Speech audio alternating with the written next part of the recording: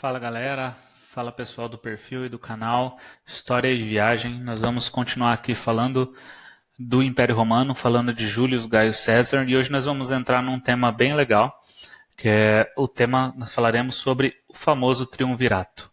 Achei essa imagem na internet, achei bem legal mesmo. Aqui mostra, pessoal, exatamente os três principais nomes do Império Romano na época, tá?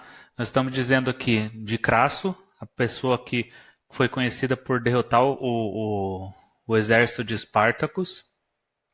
Pompeu, conhecido por suas vitórias na Síria e na Judéia contra a luta contra os piratas, ele era um grande comerciante. Júlio César, um general muito bom.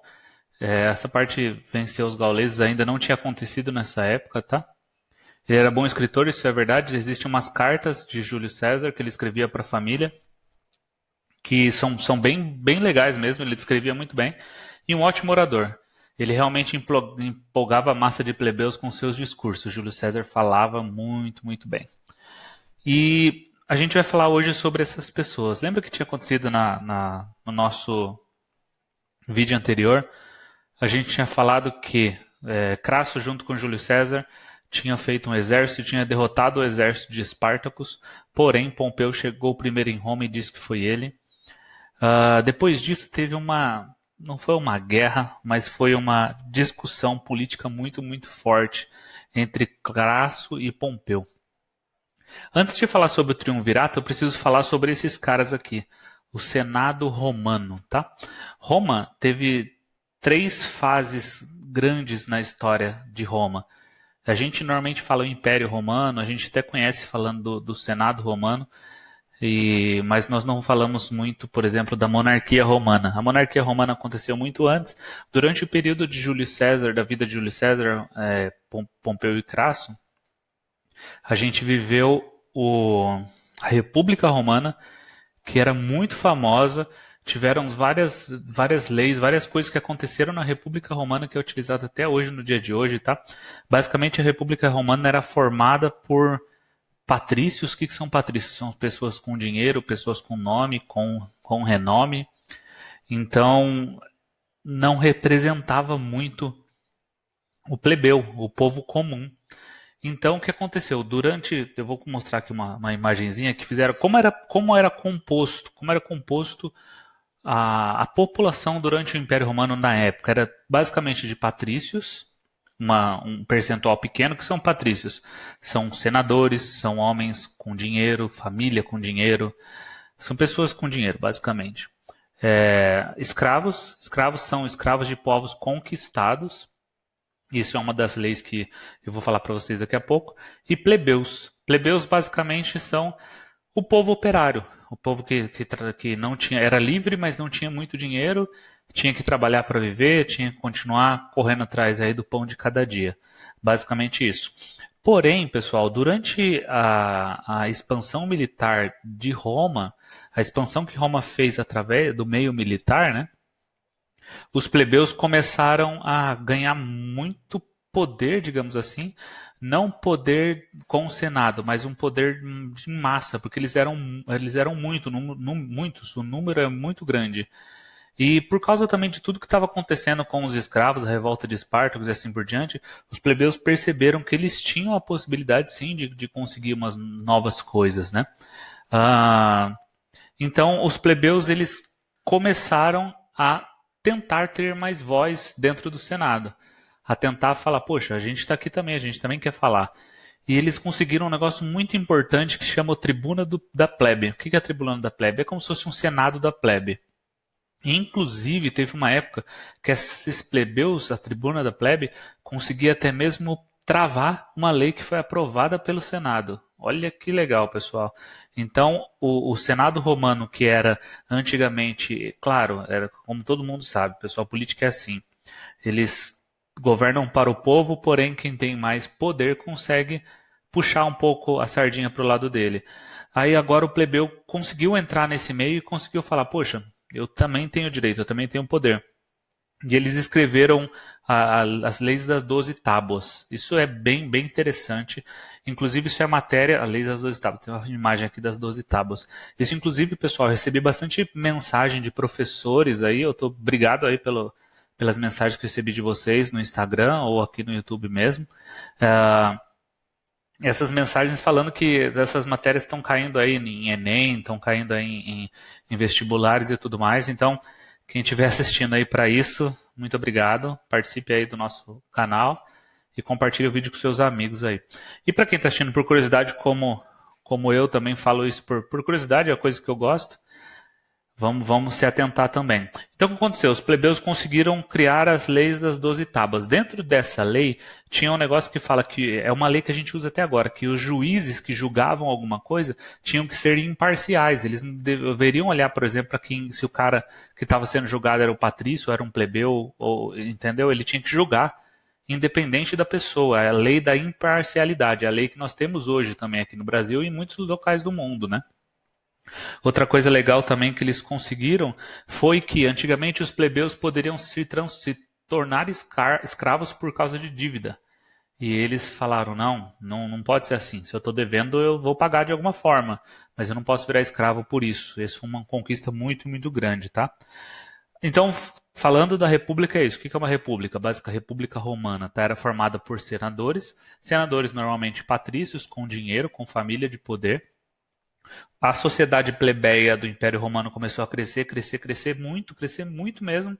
E eles começaram a tomar um pouco de poder, começaram a exigir um pouco de poder, e eles conseguiram com a tribuna da plebe e com as leis das 12 tábuas, tá? Nesse ponto, pessoal, o Império Romano estava acontecendo tudo no mesmo. Tudo, no Império não, desculpa, a República Romana estava meio que um caos, estava acontecendo tudo ao mesmo tempo. O que é tudo ao mesmo tempo? Crasso, Júlio César e Pompeu estavam reivindicando ali a vitória de Espartacus. Os plebes tentando reivindicar um pouco mais de poder, o Senado perdido naquele meio. O que aconteceu é que essas três figuras que eu falei para você, do triunvirato, foi uma solução que o Senado levantou para conseguir controlar todas as classes sociais, digamos assim. Vamos lá, por quê? Marcos Crasso, ele derrotou Espartacus e tinha muito dinheiro e muita influência. Então, Crasso ele era um homem que tinha muita influência no Senado e nos patrícios. Por quê? Crasso tinha muito dinheiro, ele era um patrício, a família dele era patrícia. Então, ele tinha muito poder no Senado.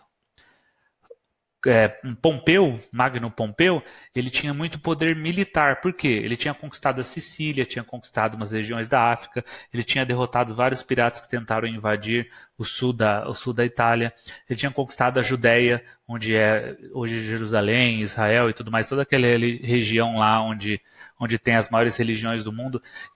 Pompeu que conquistou, então Pompeu tinha muito poder militar. Pompeu era muito respeitado por isso. E tínhamos Júlio César, que era um general militar muito famoso na região. O nome dele, por mais que esteja desgastado, como eu falei lá por causa do pai dele, mas Júlio César já estava conseguindo começar a fazer o seu nome crescer novamente. E principalmente Júlio César tinha uma simpatia muito grande da plebe. E isso foi o que o Senado na época pensou. Se eu conseguir juntar um patrício, um representante dos patrícios, um representante dos plebeus e um representante militar, que eu possa controlar os três, eu vou conseguir tá tudo nas minhas mãos. O Senado pensou assim. Porém, isso foi um baita tiro no pé do Senado quando ele criou o primeiro triunvirato. O que é o triunvirato? É poderes iguais para três pessoas.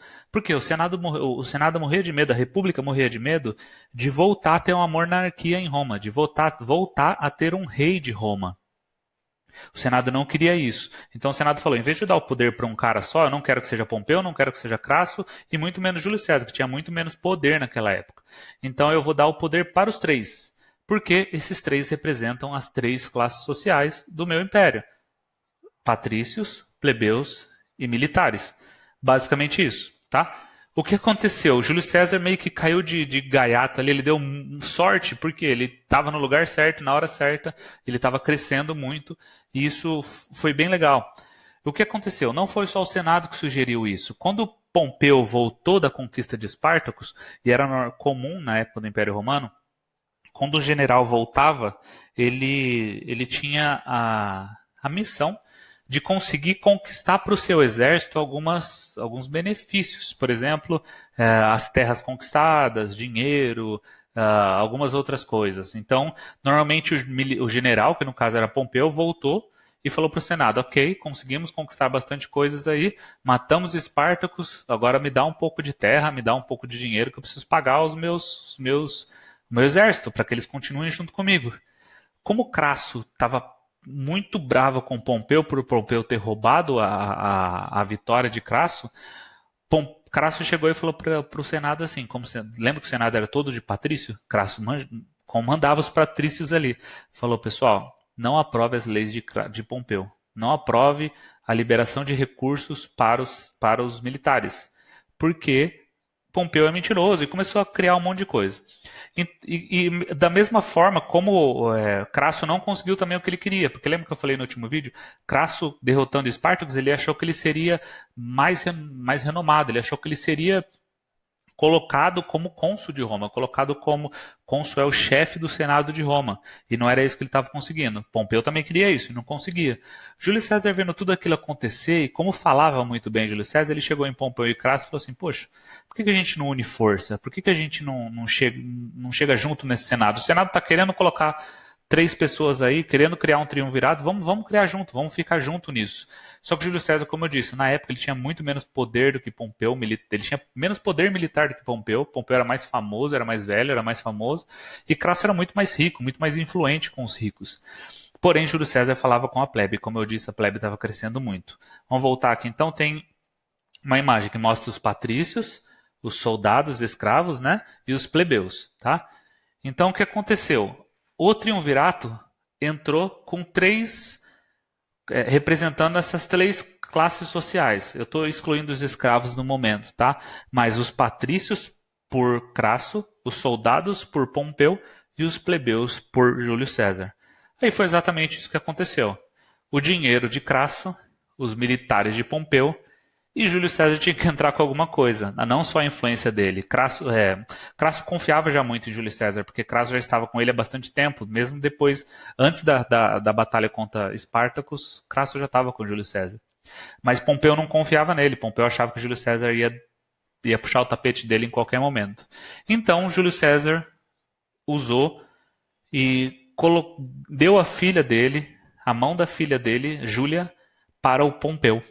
E Pompeu se casou com Júlia, filha de Júlio César. Então estava formado o famoso triunvirato, entre as 3 cabeças mais fortes da República Romana até o momento: Marcos Crasso, Cneo Magno Pompeu e Júlio Gaio César.